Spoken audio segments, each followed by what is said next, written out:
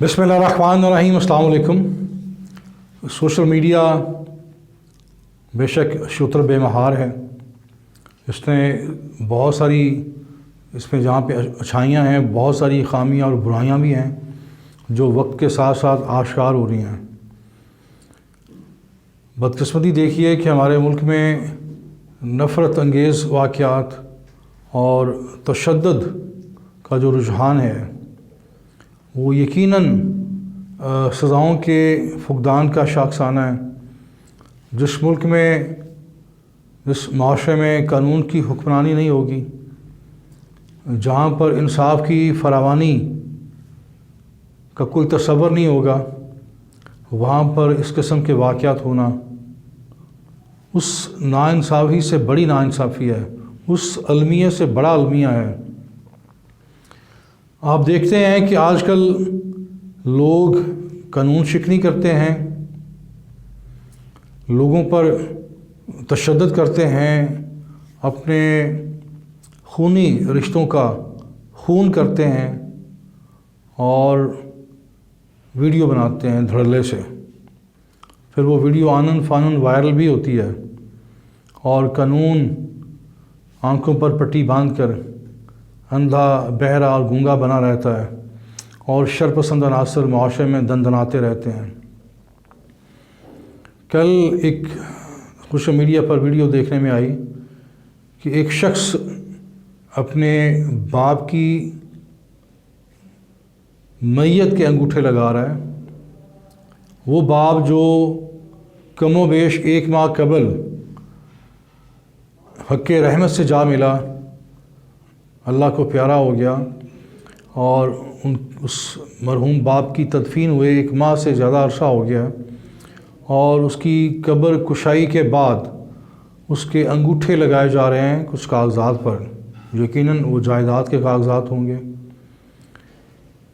आपने एक वाक़या जो हाल ही में हुआ फैसलाबाद के अंदर, एक भाई ने अपनी बाप की मौजूदगी में और अहले खाना की मौजूदगी में गैरत के नाम पर अपनी हकीकी बहन का गला घोंट कर उसे मौत की घाट उतार दिया और उसकी वीडियो भी बनाई जा रही थी। और आप अक्सर देखते हैं कि बाअसर लोग अपनी ताकत के ज़ोम में नादार, मुफलिस और कमज़ोर लोगों पर बदतरीन जुल्म करते हैं, उन पर उनको तशद्दुद का निशाना बनाते हैं और साथ साथ उसकी वीडियो भी बनाते हैं। फिर अपनी धाक जमाने के लिए अपने इलाके में, अपने मोहल्ले में, अपने आसपास वो वीडियो फिर एक दूसरे को फॉरवर्ड की जाती है ताकि लोग मरूब हों उनसे।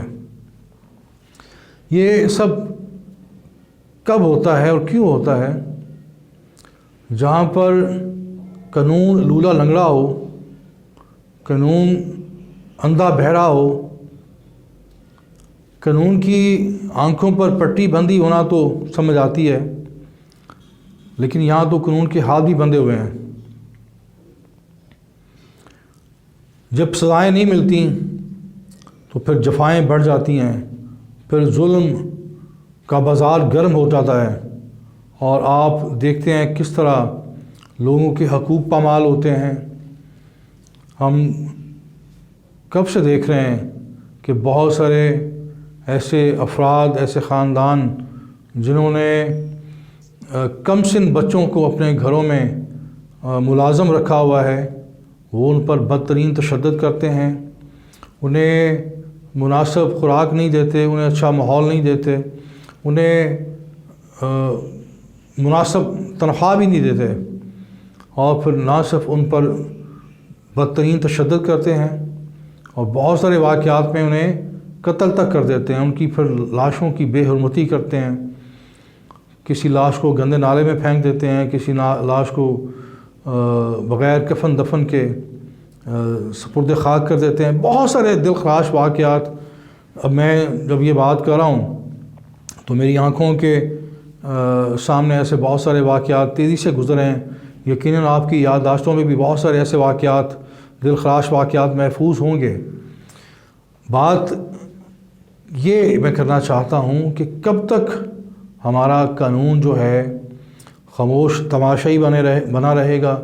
کب تک بے جان قسم کے جو مقدمات ہیں جن میں سکم ہوتا ہے اور پھر عدالتی نظام ہمارا وہ بھی سب کے سامنے ہے، ایسے لوگوں کو ضمانتیں مل جاتی ہیں، مقدمات ختم ہو جاتے ہیں، یا جو مدعی ہیں وہ سال ہر سال انصاف تک رسائی کے لیے، انصاف کے حصول کے لیے گھر سے عدالتوں تک ایڑیاں رگڑتے رہتے ہیں، جوتے چٹکتے رہتے ہیں اور انہیں انصاف نہیں ملتا۔ تاریخیں ملتی ہیں، محرومیاں ملتی ہیں، سسکیاں ملتی ہیں، تانے ملتے ہیں، چپتی نگاہیں ملتی ہیں، ان کا تعاقب کرتی ہیں، لیکن انہیں انصاف نہیں ملتا۔ یہ نظام کب بدلے گا اور یہ نظام کون بدلے گا؟ ہم نے کتنے نظام دیکھے، فوجی حکمران بھی آئے اور سول آمر بھی آئے اور مقبول بھی آئے، لیکن کوئی معقول کب آئے گا؟ ایسا معقول جو اپنی شہرت سے زیادہ اس ریاست اور اس کے معاملات پر فوکس کرے، عام آدمی کی بحالی اور خوشحالی اس کی ترجیحات میں ہوں۔ ہمارا جو پولیس کا نظام ہے وہ سب سے زیادہ سوالیہ نشان ہے۔ مجھے تعجب ہے، مجھے حیرت ہے اس شخص پر جس نے پنجاب کے اندر ڈاکٹر عثمان انور جیسے شخص کو آئی جی پنجاب لگایا۔ جب سے یہ شخص پنجاب پولیس کی کمانڈ کر رہا ہے، پنجاب پولیس کا مورال زوال پذیر ہے۔ پنجاب پولیس سے جو عوام کی دوری ہے، جو بیزاری ہے، وہ مسلسل بڑھ رہی ہے۔ یہ وہ پولیس نہیں ہے جو کسی دور میں عام آدمی کے ساتھ، کمزور کے ساتھ کھڑی ہوتی تھی۔ ہم نے دیکھا 9 مئی سے پہلے بھی اور 9 مئی کے بعد بھی پنجاب پولیس بالکل ایک سیاسی پولیس کے روپ میں سامنے آئی ہے۔ اس پولیس نے خود جو قانون کے محافظ ہیں، انہوں نے قانون کی دھجیاں بکھیری ہیں، قانون شکنی کی ہے، اور المیہ یہ ہے کہ اس آئی جی کو سرکاری سول اعزاز سے نوازا گیا ہے، جو میں سمجھتا ہوں کہ کسی بھی طرح جسٹیفائی نہیں کرتا۔ اب سن رہے تھے کہ شاید آئی جی تبدیل ہو رہے ہیں، لیکن ابھی تک وہ موصوف سی پی او میں براجمان ہیں، اور پھر باز گشت ہے 9 مئی کے واقعات کی۔ بہت سارے جو سیاسی اسیران ہیں وہ پچھلے 10 ماہ سے زندانوں میں انصاف کے منتظر ہیں، انصاف کی راہ دیکھ رہے ہیں، اور انصاف ہے کہ